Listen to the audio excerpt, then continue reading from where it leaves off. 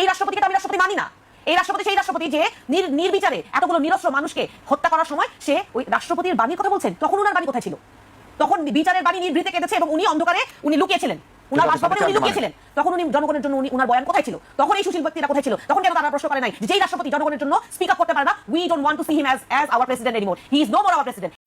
আমি যখন কইতাম সুপ্পু ওয়াকার আর বিএনপি বরাবর হয়ে গেছে, তার প্রমাণ পাইলেন তো। সুপ্পুর কপালে যে দুষ্কু আছে এটা আমি কলে 2023 সালে ওই প্রেসিডেন্ট হওয়ার টাইমে কইছিলাম। এক বিরল ব্যর্থতার মুখে বিএনপি সরকার। বিএনপি সরকার যে কতটা ধৈর্যের সরকার এখন আপনাদের হাতে কলমে বুঝিয়ে দিব। যারা বিএনপিকে ভোট দিয়েছেন তারা এখন অনুতপ্ত হবেন, আক্ষেপ করবেন, আহা কাকে ভোট দিলাম, কোন ধৈর্য দলকে ভোট দিলাম, অশিক্ষিত গর্ধব শ্রেণীর একটা দলকে ভোট দিলাম। আক্ষেপ করা ছাড়া আর কিছুই করার নেই আপনাদের। আমরা নিষেধ করেছিলাম। বিএনপি যে কত বড় ফাঁদে করেছে, তারেক রহমান অসহায়, নিরুপায়, সিদ্ধান্ত নিতে পারছেন না। পর্দার অন্তরালে অনেক অনেক গল্প এবং অনেক ঘটনা আজকে আলোচনায় আপনারা জানতে পারবেন। আমার আজকের এই ভিডিওটা বিশেষ করে বিএনপির যে সমস্ত নেতাকর্মী ভাই ও বোনেরা আছেন, আপনারা একটু মনোযোগ দিয়ে শুনবেন। আমি আজকের ভিডিওটা অন্য একটা বিষয় নিয়ে তৈরি করার জন্য তথ্যপাত্র সংগ্রহ করেছিলাম, কিন্তু দিন শেষে দেখলাম 4টি বিষয় আজকে এত গুরুত্বপূর্ণ, এই বিষয়টা আপনাদেরকে অবশ্যই অবহিত করা দরকার। যাদের হাতে পিলখানার রক্তের দাগ লেগে আছে, রক্ত লেগে আছে, সেই তাদেরকে নিয়ে প্রধানমন্ত্রী গেলেন পিলখানা সফরে। এর চেয়ে বড় নিন্দার বিষয় আর কিছু হতে পারে বলে আমাদের জানা নেই। সাধু সাবধান, পিঠের চামড়া কারোরই থাকছে না, আসছে আওয়ামী লীগ। আজকের পর থেকে আপনার থানায় কোনো ধরনের দালাল থাকবে না। আপনার থানায় কোনোভাবেই এই হালাল বা হেলালদের মতো যে গংরা আছে তারা থাকবে না, এবং সেই বিষয়ে আপনি ব্যবস্থা নেন। এখন আমি জিনিসটা যদি এখানে প্রত্যেকটা জার্নালিস্ট আছে, এখানে অন্তত 15 জন জার্নালিস্ট আছে, একজন জার্নালিস্ট যদি আমার সাথে ডিফার করে, আমি এই বিষয়ে আমি আর কোনো কথা বলবো না। একজন জার্নালিস্ট যদি ডিফার করে, আপনি আপনার জায়গা থেকে যেভাবে দেখতেছেন, থানার ভিতর থেকে আপনি দেখতেছেন, এটা আমি দেখতেছি সাধারণ মানুষের জায়গা থেকে, সেই জায়গা থেকে এটা আপনি আজকের পর থেকে এই মুহূর্ত থেকে থানার মধ্যে কোনো দালাল থাকতে পারবে না। বিএনপি সরকার গঠন করার কারণে আওয়ামী লীগের ভাগ্য খুলে গিয়েছে। এই কয়েকদিনের ভিতরে 39টি তাদের অফিস খোলা হয়েছে। আগামী 26শে মার্চ তারা প্রত্যাবর্তন করার জন্য পরিকল্পনা হাতে নিয়েছে। অপরদিকে শেখ হাসিনা বিদেশে থাকা সকল নেতাকর্মীদেরকে দেশে ফেরত আসার নির্দেশনা দিয়েছে। অপরদিকে বিএনপি স্থায়ী কমিটির সদস্য ডক্টর মঈন খান বলেছে, বিএনপি প্রতিহিংসার রাজনীতি করে না, বিএনপি বহুদলীয় রাজনীতি করেন। তাহলে যে কোনো সময় এই ডক্টর মঈন খান প্রেসিডেন্ট অথবা স্পিকার হবেন এবং বিএনপি ব্যবস্থা করে দিবেন শেখ হাসিনা সহ আওয়ামী লীগ যাতে করে সুন্দর রাজনীতি বাংলাদেশে করতে পারে।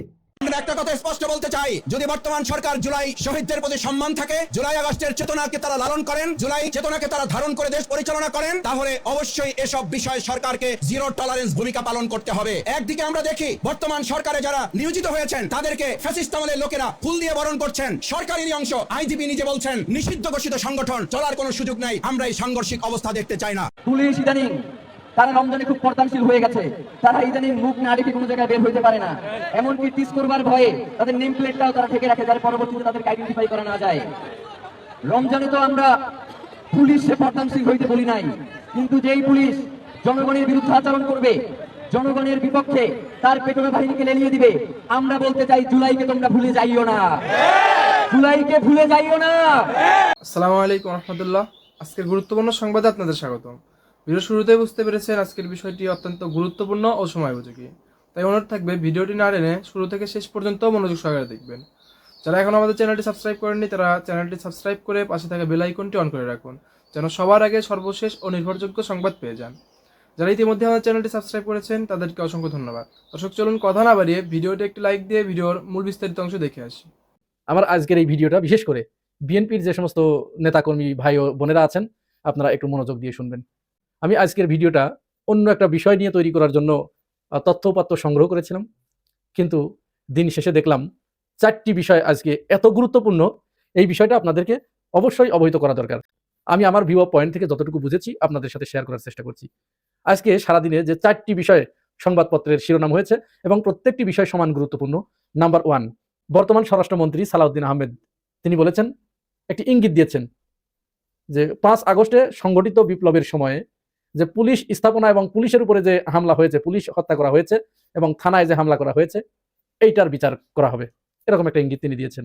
নাম্বার 2 হচ্ছে আন্তর্জাতিক অপরাধ ট্রাইব্যুনালের যে চিফ প্রসিকিউটর তিনি ঘোষণা দিয়েছেন যে তাজুল ইসলামের সময়ে যে মামলার রায়গুলো হয়েছে সেই মামলা পুনর্বিবেচনা করা হবে, রায় পুনর্বিবেচনা করা হবে, পুনর্বিশ্লেষণ করা হবে। নাম্বার 3 হচ্ছে জুলাই গণ অভ্যুত্থান অধ্যাদেশ বা আদেশ, এটি শুনানির জন্য আগামী 1 মার্চ দিন তারিখ ধার্য করা হয়েছে পুনরায়। আর নাম্বার 4 হচ্ছে পিলখানা দিবসে নতুন প্রধানমন্ত্রী তারেক রহমান পিলখানা পরিদর্শনে গিয়েছেন। পিলখানায় যে হত্যাকাণ্ড সংঘটিত হয়েছিল সেখানে শহীদ সেনা অফিসারদের কবর জিয়ারত করতে গিয়েছেন। সাথে করে তিনি নিয়ে গিয়েছেন বর্তমান রাষ্ট্রপতি শাহাবুদ্দিন চুপ্পুকে। এই যে 4টি বিষয় আমি আপনাদেরকে বললাম এবং শিরোনাম হলো, এই 4টি বিষয়ের গুরুত্ব কি আপনারা অনুধাবন করতে পারছেন? একটু চোখ বন্ধ করে বিশ্লেষণ করুন তো, একটু গবেষণা করুন তো। আমরা যদি প্রথমটা দিয়ে শুরু করি, যে সালাউদ্দিন আহমেদের যে বক্তব্য, যে ইঙ্গিত, অর্থাৎ তিনি জুলাই গণ অভ্যুত্থানে পুলিশদের এবং থানায় যে আক্রমণ হয়েছিল সেইটার তদন্ত করবেন এবং সেটার বিচার করবেন। মানে কি দাঁড়ালো? মানে জুলাই বিপ্লবীদের ফাঁসিতে চড়ানোর ইঙ্গিত তিনি দিলেন। হাসনাত, সার্জিস, নাহিদ, এই সমস্ত যারা ছিল, যারা নেতৃত্ব দিয়েছে সামনে থেকে, তাদেরকে হুকুমের আসামি করে তাদের বিচারের মুখোমুখি করা এবং তাদেরকে ফাঁসির আদেশ দেয়া বা হেনস্থা করা, জেলখানার ভিতরে বন্দী করা। উদ্দেশ্যটা কি? উদ্দেশ্য হচ্ছে তাহলে তারা আওয়ামী লীগের মতো পুনরায় নিজেদের সমস্ত কাজ বিনা বাধায় সব করে যেতে পারবে। কারণ এই যারা জেনজি আছে এদের নিয়েই তাদের যত ভয়, এরা যাতে আর পুনরায় মাঠে না নামতে পারে সেইটার একটা বন্দোবস্ত করা।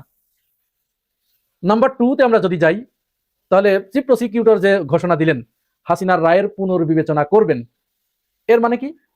এর মানে হচ্ছে যে রায়টা হয়েছে ওই রায়কে আবার ঘষা মাজা করে রাবার স্ট্যাম্প ব্যবহার করে ওটি মুছে দেওয়া হবে।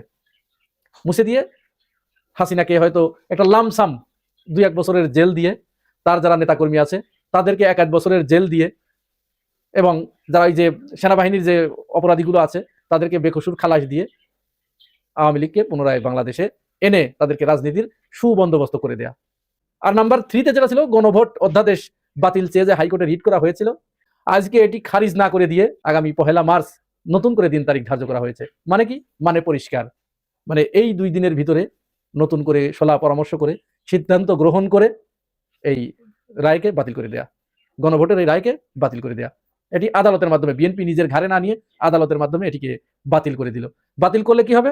বাতিল করলে তো সাথে সাথে তাহলে জুলাই গণ অভ্যুত্থান যারা সংগঠিত করেছিল, যারা নেতৃত্ব দিয়েছিল, তারা অপরাধী হয়ে যাবে, ক্রিমিনাল হয়ে যাবে। তাদেরকে ইচ্ছা মতো গ্রেপ্তার করা, তাদেরকে আইনের আওতায় এনে ফাঁসির কাস্টে ঝুলানো। এই 3টি কাজ কিন্তু মূলত ক্ষমতাকে পাকাপোক্ত করার জন্য এবং দীর্ঘমেয়াদী ক্ষমতার পথকে যারা বাধাগ্রস্ত করতে পারে তাদেরকে সাইজ করার জন্য, তাদেরকে মোকাবেলা করার জন্য করা হয়েছে। 4র্থ নম্বরটা আমি পরে আসছি। এই যে 3টি কাজ করা হলো সেইটা একটু বলে নেই। এই 3টি কাজ করার পরে মনে করেন বিএনপি সফল হয়ে গেল, আওয়ামী লীগকে তারা ফিরিয়ে আনতে চাচ্ছে, আওয়ামী লীগ ফিরে আসলো। এখন আওয়ামী লীগ ফিরে আসার পরে কি হবে বলুন তো? একটু সাধারণভাবে একটু চিন্তা করুন তো। আওয়ামী লীগ ফিরে আসার পরে প্রথমে কি জামাত ইসলামকে ধরবে, এনসিপি কে ধরবে? না, এটা কিন্তু ভুল ধারণা। জামাত ইসলাম এবং এনসিপি হচ্ছে তাদের রাজনৈতিক প্রতিপক্ষ, তাদের সাথে রাজনৈতিক শত্রুতা আছে, তাদের দেখবে পরে ক্ষমতায় এসে। কিন্তু তারা প্রথমে ফিরে এসেই যে কাজটি করবে, তারা তাদের যে ব্যবসা প্রতিষ্ঠান ছিল, যে স্থাপনা ছিল, যে ঘর বাড়িগুলো ছিল, এইগুলো আগে উদ্ধার করার জন্য মরিয়া হয়ে উঠবে। কথা মাথার ভিতরে ঢুকছে না? আরো সহজ করে বলি, আওয়ামী লীগ বিদায় নেবার পরে আওয়ামী লীগের যে সমস্ত ব্যবসা প্রতিষ্ঠানগুলো ছিল, তাদের যে স্থাপনাগুলো ছিল, তাদের যে জায়গা জমি ছিল, দখলে নিয়েছে কারা? যে যে জায়গায় আওয়ামী লীগ ভোগ করতো, এটা দখলে কারা নিয়েছে? বিএনপির লোকজন নিয়েছে, যুবদল, ছাত্রদল, কৃষক দল, শ্রমিক দল, এরা নিয়েছে, এক এক জায়গায় ভাগবাটোয়ারা করে নিয়েছে। তো তাহলে খুব স্বাভাবিক ব্যাপার এটা যে তারা এসে আগে তাদের রুটি রুজির ব্যবস্থা তো আগে করতে হবে নাকি? মনে করেন কেউ আমাকে আমার বাড়ি থেকে তাড়িয়ে দিল, আমার প্রতিবেশী 4-5 জন মিলে।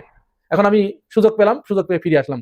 ফিরে এসেই কি আমি আক্রমণ করব, নাকি আগে যারা আমার বাড়িতে বসে আছে সেই বাড়িতে গিয়ে আমি উঠবো? কোনটা? বাড়িতে গিয়ে যখন উঠবো তখন আমাকে বাধা দিতে আসবে, তখন সেখানে সংঘাত অনিবার্য হয়ে উঠবে। তো ঠিক এইরকম কাজটাই কিন্তু হবে। তারা এসে যারা যারা তাদের যে রেখে যাওয়া সম্পদ, ব্যবসা প্রতিষ্ঠান, স্থাপনা, বাড়িঘর যারা দখলে আছেন, তারা পিঠের চামড়া বাঁচানোর জন্য এখনই প্রস্তুতি নেন। কিভাবে বাঁচাবেন? আমরা মেনে নিলাম, আমরা দেখছি বিএনপি আওয়ামী লীগকে ফিরিয়ে আনছে, সাধুবাদ জানাই, আসুক আওয়ামী লীগ আসুক, আমরাও চাচ্ছি এখন আওয়ামী লীগ আসুক। তাহলে এসে মার তো শুধু জামাত আর এনসিপি একা খাবে না, আগে খাবে বিএনপির নেতাকর্মীগুলো। আর আপনারা একটা জিনিস দেখেছেন, মনে করেন যে 91 সালের পর থেকে এই 2024 সাল পর্যন্ত একটু মিলান তো, এক দল ক্ষমতা থেকে যাওয়ার পরে কোনো নেতা মার খেয়েছে? না, মার খায় নাই তো ভাই, কোনো নেতা মার খায় নাই। আওয়ামী লীগের সমস্ত নেতাকর্মীরা যেমন রাতের অন্ধকারে কর্মীদেরকে না জানিয়ে, শেখ হাসিনা তার কর্মী বাহিনীদেরকে কোনো কিছু না জানিয়ে তিনি একা একা পালিয়ে চলে গেছেন না, তারপরে আস্তে আস্তে সময় বুঝে তার অন্যান্য নেতারাও চলে গেছে, কর্মীগুলো এখন এখানে মার খাচ্ছে। এই কাণ্ডটাই ঘটবে। আওয়ামী লীগ যখন মার শুরু করবে বা প্রচন্ড একটা আন্দোলন হবে, তীব্র আন্দোলনের মুখে বিএনপি যখন সরকার কলাপস করবে, খসে পড়বে, তখন তো অন্যরা আর কেউ সহযোগিতা করবে না। কারণ এই যে গাদ্দারি, এই গাদ্দারির কারণে অন্য কেউ আর তখন সহযোগিতা করবে না। এটাই স্বাভাবিক, খুব স্বাভাবিক এটা। তখন কি হবে, নেতাগুলো সব চলে যাবে, কিন্তু রাতের অন্ধকারে সব পালিয়ে চলে যাবে। কারণ তারা এই যে বিএনপির যে সমস্ত ছোট ছোট নেতারা, আপনারা নেতাকর্মীরা 2-4 পয়সা চাঁদাবাজি করে দুর্নাম কামাচ্ছেন, তো এই 2-4 পয়সা চাঁদাবাজি করে তারা আপনি বিদেশে সম্পদ করতে পারবেন না, বাড়ি গাড়ি কিনতে পারবেন না। এখানে চাঁদাবাজি হবে, লুটপাট হবে, নেতারা করবে।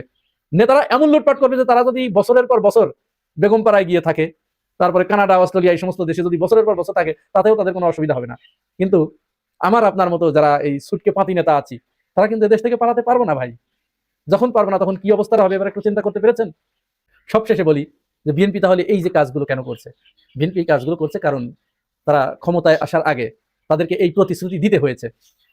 হ্যাঁ, এই প্রতিশ্রুতি তাদেরকে দিতে হয়েছে যে নির্বাচনের আগে আপনারা দেখেছেন বিএনপির সমস্ত নেতারা তারা প্রকাশ্যে ঘোষণা দিয়েছে যে তারা ক্ষমতায় আসলে আওয়ামী লীগের মামলাগুলো রহিত করবে, মামলাগুলো সব প্রত্যাহার করে নেবে। এই মর্মে রাতের অন্ধকারে তাদেরকে ডেকে এনে যে তোমরা আমাদেরকে ভোট দাও, তোমাদের দায়িত্ব আমরা নিচ্ছি।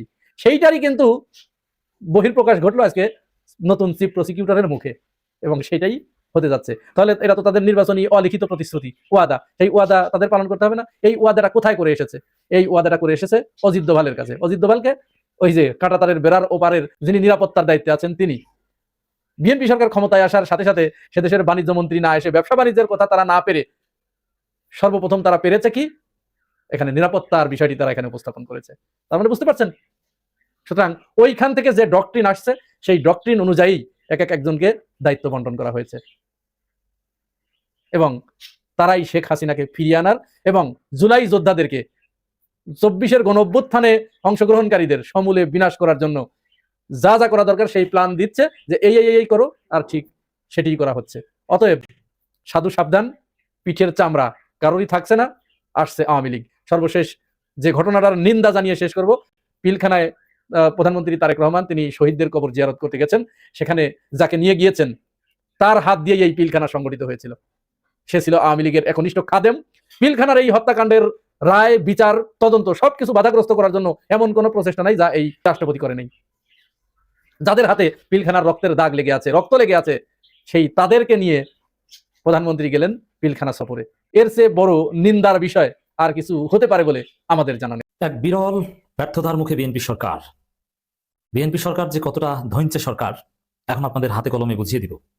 যারা বিএনপিকে ভোট দিয়েছেন তারা এখন অনুতপ্ত হবেন, আক্ষেপ করবেন, আহা কাকে ভোট দিলাম, কোন ধৈর্য দলকে ভোট দিলাম, অশিক্ষিত গর্ধব শ্রেণীর একটা দলকে ভোট দিলাম। আক্ষেপ করা ছাড়া আর কিছুই করার নেই আপনাদের। আমরা নিষেধ করেছিলাম বিএনপি যে কত বড় ফাঁদে করেছে। তারেক রহমান অসহায়, নিরুপায়, সিদ্ধান্ত নিতে পারছেন না। পর্দার অন্তরালে অনেক অনেক গল্প এবং অনেক ঘটনা আজকে আলোচনায় আপনারা জানতে পারবেন, অনেকটা ফাঁস হয়ে যাবে। দর্শক, আপনারা জানেন যে বাংলাদেশ ব্যাংকের গভর্নর বিএনপির কি নির্মম পরিহাস। এই বিএনপি নামক দলটার সাথে থাকলে আপনি যে কতটা হতবাগা। বিএনপি আপনাকে জয় বাংলা করবে, আপনি বিএনপি আপনাকে জয় বাংলা করবে। যেমন বাসুসের এমডি বিএনপি পন্থী এক সাংবাদিক মাহবুব মোর্শেদ, তাকে বিএনপি পন্থী সাংবাদিকরাই মব করে সরিয়ে দিয়েছে। মজা না? বাংলাদেশ ব্যাংকের গভর্নর, এই বাংলাদেশ ব্যাংকের গভর্নর তিনি BNP appointed, BNP prescribed governor, Mirza ফখরুলের খুব ক্লোজ। তাকে বিএনপির লোকজন মব করে বের করে দিয়েছে। চিন্তা করছেন যে কতটা নির্মমতা। বিএনপির হাতে বিএনপি মবের শিকার হয়। এদিকে ব্যর্থ শিলং ফেরত ভারতের ট্রেনিং প্রাপ্ত স্বরাষ্ট্রমন্ত্রী সালাউদ্দিন আহমেদ, ইনি কি পারবেন, কোন লেভেলে স্বরাষ্ট্রমন্ত্রী হবেন, এটা আমাদের বোঝা হয়ে গেছে। প্রথমেই বুঝতে পারছি ইতিহাসের অন্যতম সেরা ব্যর্থ মন্ত্রী হবেন সালাউদ্দিন আহমেদ। এমনিতেই ব্যক্তি হিসেবে বিতর্কিত, অনেক রহস্য তাকে নিয়ে আছে, যে রহস্য এখন পর্যন্ত খোলাসা হয়নি। এই সালাউদ্দিন আহমেদ বলছেন যে মব আর হবে না, মবের দিন শেষ, অথচ বিএনপি প্রতিনিয়ত মব করে, সরকারি অফিসে যে মব করে। আপনি চিন্তা করেন, পৃথিবীর যেখানে কোনোদিন মব হয় না, সাধারণত বিচার বিভাগে আদালতের বিচারকের খাস কামরা এজলাসে, সেখানে বিএনপির লোকজন মব করে বিচারককে প্রায় মারার পালা। চিন্তা করেছেন মব কত প্রকার কি? ইউনূসের আমলে কোনো মব হয় নাই, মিথ্যা মবের ট্যাগ দেওয়া হয়েছে, জনগণের প্রতিরোধকে মব বলা হয়েছে। আর এখন যেটা হচ্ছে এটা হচ্ছে মব। আপনি মবের সংজ্ঞা বুঝেন? কোন বিচারকের খাস কামরার ভিতরে সবকিছু ভেঙে চুরে চুরমার করে ফেলেছে, এটা শুনেছেন ইউনূসের আমলে? নেভার। ইউনূসের আমলে জাস্ট পতিত ফ্যাসিবাদী শক্তিকে বিভিন্ন জায়গা থেকে পদত্যাগ করতে বাধ্য করা হয়েছে, জনগণ এটা করেছে। কারা করেছে এটা আইডেন্টিফাইড। আর এখানে মব করা হচ্ছে। বাংলাদেশ ব্যাংকের গভর্নর বিএনপি অ্যাপয়েন্টেড, তাকে সরানোর একটা প্রক্রিয়া আছে, মব করতে হবে কেন? মব করে বাংলাদেশ ব্যাংকের গভর্নর এবং তার উপদেষ্টাকে বের করে দিয়েছে বিএনপির সন্ত্রাসী কর্মকর্তারা, মব বাস কর্মকর্তারা। এখন এই জায়গায় অনেক মজার ঘটনা আছে। এখন মব করে সরিয়ে দিয়ে দেখেন এই মবকারীদের বিরুদ্ধে কোনো ব্যবস্থা নেই। গভর্নর একজন নিয়োগ করেছে, কাকে? মোস্তাকুর রহমান নামের এক ধৈন্যকে বাংলাদেশ ব্যাংকের গভর্নর বানিয়েছে। এটা বাংলাদেশের জন্য লজ্জা যে আমরা কোন দেশে বাস করছি। বাংলাদেশ ব্যাংকের গভর্নর একজন অশিক্ষিত টাইপের লোক। এখানে অশিক্ষিত মিন্স বাংলাদেশ ব্যাংকের গভর্নর হওয়ার জন্য যে ধরনের একাডেমিক এক্সিলেন্সে থাকা দরকার তার কিছু নেই। তিনি কে? একজন গার্মেন্টস ব্যবসায়ী, সোয়েটার ব্যবসায়ী, একজন সোয়েটার ব্যবসায়ী, একজন ব্যবসায়ী যার কোনো একাডেমিক এক্সিলেন্সি নাই, তিনি হচ্ছেন বাংলাদেশ ব্যাংকের গভর্নর। হবেন না কেন? যে দেশের প্রধানমন্ত্রী ইন্টার পাস, মন্ত্রী এসএসসি পাস, মেয়র 8 পাস, সে দেশের বাংলাদেশ ব্যাংকের গভর্নর তো সোয়েটার ব্যবসায়ী হবেই। লজ্জাই বাংলাদেশের জন্য। বাংলাদেশের ইতিহাসে এরকম ধৈর্য কোনো গভর্নর ইতিহাসে কখনো আসেনি। বাংলাদেশ ব্যাংকের গভর্নর আওয়ামী আমলে যারা হয়েছে, সে আতিউর রহমান থেকে শুরু করে কাসানিস মঞ্চ, আরো বিএনপি আমলে আগে সালাউদ্দিন আহমেদ ছিল, আর কত লোকজন ছিল। ঢাকা বিশ্ববিদ্যালয়ের সাবেক শিক্ষক বা উচ্চ পর্যায়ের একাডেমিক এবং প্রফেশনাল এক্সিলেন্সি আছে, এরকম লোকজনই বাংলাদেশ ব্যাংকের গভর্নর হয়। অর্থমন্ত্রী চাইতে অনেক বেশি শিক্ষিত হওয়া দরকার বাংলাদেশ ব্যাংকের গভর্নরের। বিএনপির লোকজন এখন হাহুতাশ করছে, তারাও লজ্জা পাচ্ছে। ডেসপিকেবল মাদারবোর্ড ফাহাম আব্দুল সালামও এখন লজ্জা পাচ্ছে। তিনি বলছেন যে জামাতের অর্থমন্ত্রী কে হবে? এখন বিএনপি বাংলাদেশ ব্যাংকের গভর্নর পায় না। আর বিএনপির অর্থমন্ত্রী কে? কে অর্থমন্ত্রী? কি অর্থনীতি বুঝেন? অভিজ্ঞতা কি তার? 2 জন মন্ত্রণালয় 2 জনকে দেওয়া হয়েছে। একজন বামপন্থী, জোনায়েদ সাকিব বামপন্থী, সে কি মুক্তবাজার অর্থনীতি রাখবে না কি করবে, না মার্ক্সবাদ কায়েম করবে? একজন বামপন্থীকে অর্থ প্রতিমন্ত্রী বানিয়েছে। আর অর্থমন্ত্রী যিনি বানিয়েছেন, যিনি জীবনে অর্থ মন্ত্রণালয়ের ধারে কাছে ওঠেনি, বাণিজ্য মন্ত্রণালয় চালানোর দায়িত্ব অভিজ্ঞতা আছে, এবং তারা চরম বিতর্কিত। তাহলে বুঝেন যে বিএনপি সরকারটা কতটা খারাপ পরিস্থিতির মধ্যে আছে, কতটা অযোগ্য একটা সরকার। এই সরকারকে ভারত ডিপেস্টের যতদিন চায় ততদিন রাখবে, যখন মন চাইবে তখন ফেলে দিবে। এই সরকারের নিজস্বতা বলতে কিছু নাই। এখন এবার আসেন আসল কথায়। তারেক রহমান কি বুঝেন না যেখানে একজন যোগ্য লোক নিয়োগ দেওয়া দরকার? কেনই বা বিএনপি অ্যাপয়েন্টেড বাংলাদেশ ব্যাংকের গভর্নরের বিরুদ্ধে মব হয়? কেনই বা এরকম একজন ধৈঞ্চাকে বাংলাদেশ ব্যাংকের গভর্নর বানানো হয়? আবার কেনই বা 21শে ফেব্রুয়ারিতে তারেক রহমান চুপ্পুকে এড়িয়ে চলেছেন? রাষ্ট্রীয় প্রোটোকল মানেন নাই। রাষ্ট্রীয় প্রোটোকল হচ্ছে কোথাও যদি প্রেসিডেন্ট এবং প্রধানমন্ত্রী দুইজনে যান, আগে প্রধানমন্ত্রী যাবেন, তারপরে প্রেসিডেন্টকে রিসিভ করবেন, তারপরে প্রেসিডেন্টকে বিদায় দেওয়ার পর প্রধানমন্ত্রী আসবেন। কিন্তু 21শে ফেব্রুয়ারিতে চুপ্পুর সাথে দেখাই করেন নাই প্রধানমন্ত্রী তারেক রহমান। কিন্তু এই পিলখানা ট্রাজেডির যে ঘটনায় সামরিক কবরস্থানে, সেখানে চুপ্পুকে স্যার প্রায় পারলে আব্বা আব্বা বলেছেন। কেন? এগুলো সব একই সূত্রের কথা। এবার আসেন, এই আহসানিস মনসুর, যাকে মত করে বের করে দেওয়া হয়েছে, বাংলাদেশ ব্যাংকের সাবেক গভর্নর, সাবেক গভর্নর, তিনি এসালমের ব্যাংকগুলো কার্যত খেয়ে দিয়েছেন, এসালমের ব্যাংকগুলো একীভূত করেছেন। এইটা হচ্ছে আসল খবর। এই জন্য এসালম পন্থীরা, এসালম গ্রুপের লোকজন এসালমের টাকা খেয়ে এই ব্যাংকের গভর্নরকে মত করে বের করে দেওয়া হয়েছে, এবং যাকে গভর্নর বানানো হয়েছে তিনি এসালমের লোক। বুঝতে পারছেন এর নেপথ্যে কি? অবাক হয়েছেন না? এর মানে এই সরকার, বিএনপি সরকার কি আসলে কোনো বিএনপি সরকার না এসালমের সরকার? বাংলাদেশ ব্যাংকের গভর্নর বানায় এসালম, এবং আগের গভর্নরকে সরিয়ে দেয় তাও কারা? এসালম। এবং এই চুপ্পুকে বিএনপি এভাবে আব্বা আব্বা বলে, এই চুপ্পুকে তিনিও এসালমের লোক। তাহলে এসালমের ফাঁদে পড়েছে, ভারতের ফাঁদে পড়েছে বিএনপি সরকার। বুঝতে পারছেন? এটা আগেই পড়েছে। 5 আগস্টের পরেই যুব দলের সভাপতি সেক্রেটারি এসালমের কাছ থেকে 200 কোটি টাকা খেয়েছে। তাহলে এই হচ্ছে সরকার, দর্শক। বুঝতে পারছেন? কিন্তু মিডিয়াগুলো কতটা দালাল। এখন মব লেখে না, বলে বিক্ষোভের মুখে, প্রতিবাদের মুখে। এতক্ষণ মনোযোগ সহকারে ভিডিওটি দেখার জন্য অসংখ্য ধন্যবাদ। ভিডিও সম্পর্কে কোনো মতামত থাকলে অবশ্যই কমেন্ট সেকশনে জানাবেন। যারা এখন আমাদের চ্যানেলটি সাবস্ক্রাইব করেননি, তারা চ্যানেলটি সাবস্ক্রাইব করে পাশে থাকা বেল আইকনটি অন করে রাখুন, যেন সবার আগে সর্বশেষ সংবাদ পেয়ে যান। দর্শকবৃন্দ, সবাই ভালো থাকুন, সুস্থ থাকুন। আল্লাহ হাফেজ।